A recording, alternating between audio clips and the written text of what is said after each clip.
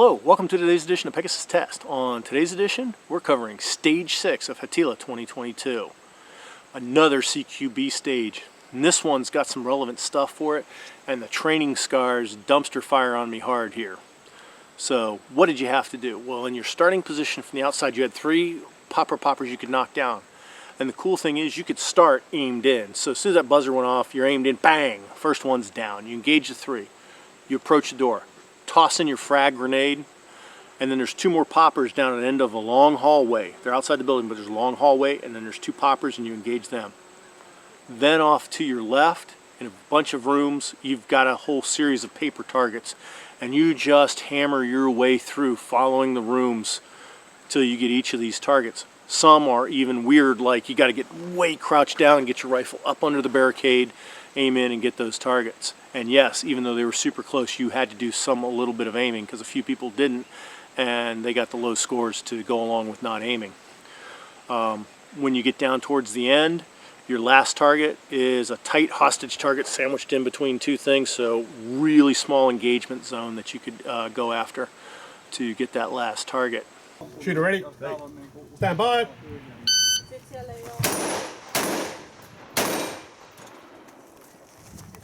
Back out.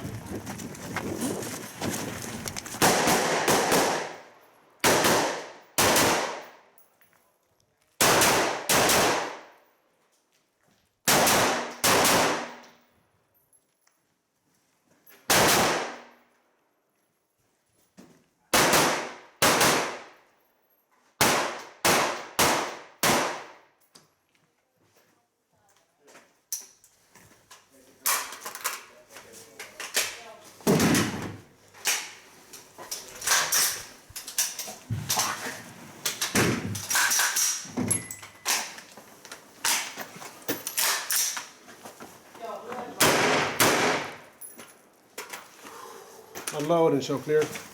Okay, now you've watched my run through. Where are the training scars here? Well, first, so used to different competition items, not used to SRA environment. This one allowed you to have your feet in a certain place, aimed in on a target. I've never encountered that in a match before, so that was kind of messing with the OODA loop a little.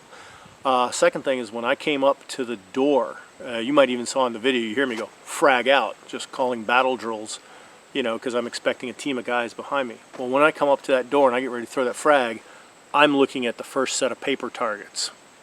And the thing that starts going through my mind is fatal funnel, engage targets, and you cannot stay here. Whatever you do, you can't be here. So chuck that frag in. In my mind, I was going 1, 2, 3. It was probably more like 1, 2, 3. And boom, straight towards those targets, bap, bap, bap, start engaging them and just working my way down the rooms. Completely forgetting to engage the 2 poppers and racking up a procedural and 2 misses. Because once you bypass them, you can't re-engage those targets, because SRA has very hard rules about engaging targets under 25 meters for steel. And from that point on, any point if I'd have gone back and re-engaged those targets, that would have been under the limit, and that would have been a DQable offense. Truth is, I wasn't thinking, wow, I'm under 25 meters and I got to pass those targets by. No, I went into boom, threat mode, and just started going through C threat, reduce threat, 3 C threat, reduce threat, going through it and looking through the soda straw, and just basically, this is my world right now. Never even saw the poppers.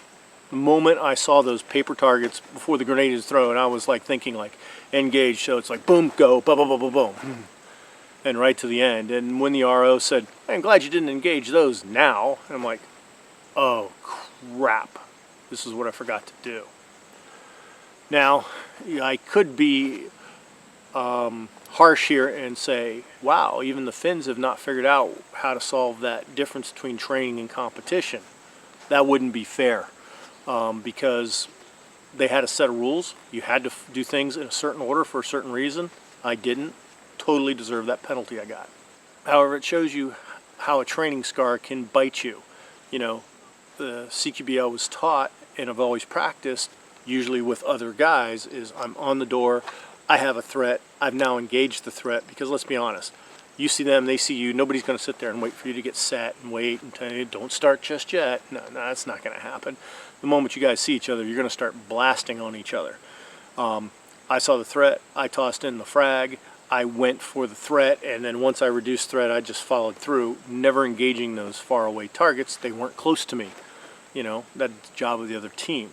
The other thing is the fatal funnel, the doorway. You're all familiar with the concept. You go through the funnel and you don't stop. And you know if there's number 2, 3, 4, however many guys are in your stack, you know, guy number 1 does something and he freezes in there, you push him, you get him out of the way, steamroll him if you have to, and make up over beers later. You know, there was no group of guys behind me. You know, I could have very easily just slipped in competitor mindset, should have stayed in competitor mindset, wouldn't have picked up those misses then. But it's an interesting thing that no matter how realistic you make something, you still always have that divide between training and competition. Now, all that said, the stage was awesome. I had a freaking blast. Once again, to use such a great CQB simulator and have it be used in a competition, just, oh man, that's just, you don't see it practically at all. The Finns may be used to it, but I know here in the U.S. we don't see the opportunity to use full-blown CQB like houses like this in a competition very often at all. So the good news here, this is my only true one dumpster fire of this whole match. So, as they say, a dumpster fire day will help keep victory away. Got it out of the way. We still got more stages to go. Please comment, like, and subscribe, and tune in tomorrow for Stage 7.